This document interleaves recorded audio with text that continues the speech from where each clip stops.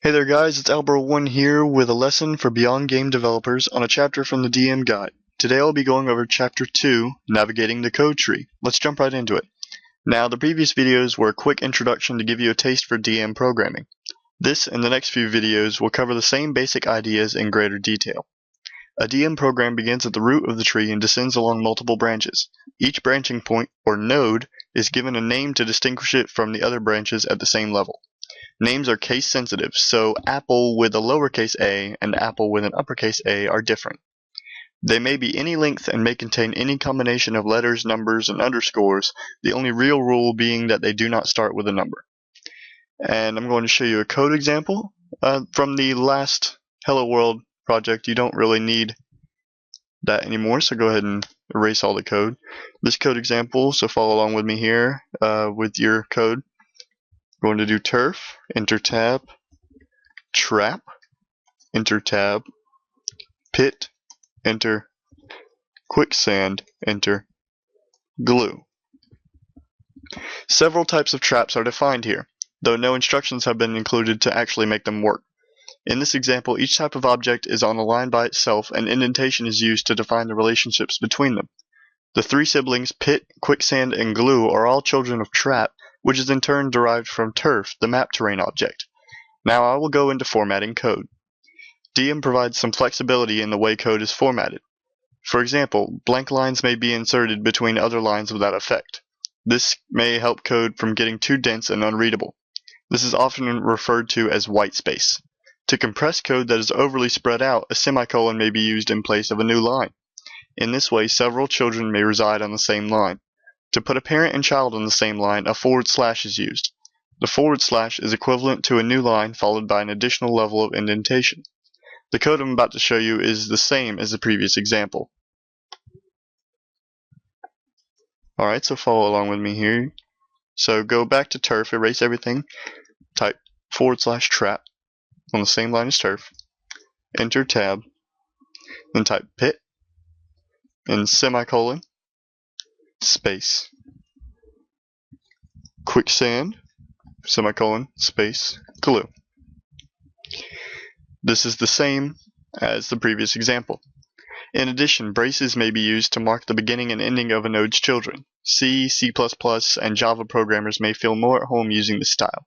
With the compiler checking both braces and indentation, it is hard for simple mistakes to slip through unnoticed. Sometimes it is the simple spelling and typesetting errors which are the hardest to see. Here's yet another encoding of the same objects, this time using braces. So we're just going to erase the pit, quicksand, and glue all the way back to the same indentation that turf is on, and do a brace. It's a little curly thing. Then hit enter and tab, and do pit, enter, quicksand, enter, glue, enter, backspace, and then close the curly brackets. You may either use tabs or spaces in any number to indent your code. The only requirement is that you be consistent. Each block of code must use the same type of indentation throughout. In general, DM provides enough freedom to format your code the way you like, without so much freedom that mistakes are likely to slip through unnoticed. While we're on the subject of mistakes, you may as well make one now on purpose so you know what's going to happen later when it's not on purpose. Remove one of the braces from this code and try compiling it. You should get this compilation error. So erase the brace, build, compile. It says hello world.dme 20, that's the line 20, error, inconsistent indentation or missing brace. When you double click it, it takes you to the place where it found the error. But with things like braces, it can funk up a little bit, so you need to look for where it would be.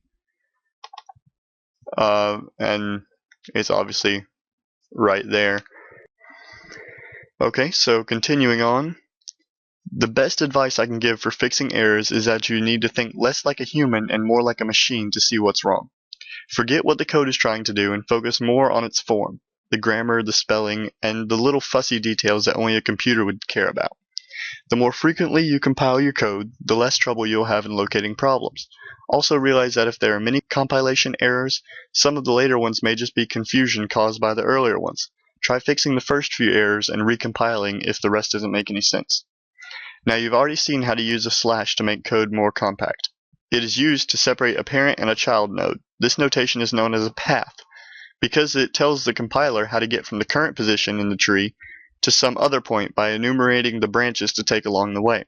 If a given branch doesn't exist, it will be created. Paths have several uses. Sometimes indentation can get so deep that it becomes hard to read.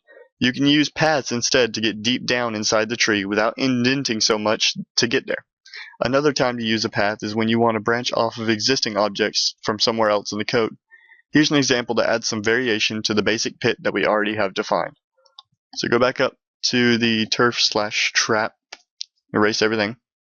Now do /pit, then enter tab, and type tar, enter, lava, enter, and bottomless. You could place this code at the bottom or even at the top of the same file or in another file. Alright, when you start writing code that gets confusing and tangled, it would be a good idea to leave a few clues behind. Otherwise, you may find it incomprehensible the next time you visit a rather embarrassing situation. There are two ways to write comments in code. One is for the multi-line comments, and the other is for single-line ones. Here are examples. So just hit enter and backspace, and enter again. Now for multi-line, you're going to do / and then an asterisk, so shift 8. And then just hit enter, tab, and type something, and then enter, backspace, do asterisk, and /, and that ends the comment, and now you're back to normal code. For single line comments, do /, and then type whatever you want. That, like the name implies, it's only for that line, so once you go on to the next line, you're back to normal code. Comments can be put anywhere in the code, at the end of lines, on lines by themselves, or wherever. They are often used to make statements of intent or purpose. It frequently only takes a very short note to make the code much easier to read. That ends the second chapter of the DM guide. You're well on your way to becoming a DM programmer. I hope that you learned something from this chapter, and I'll be releasing the next video that will start on chapter 3 very soon. Thank you for your time, and if you liked the video, please click like, and if you want to see more, please subscribe to me. Have a nice night.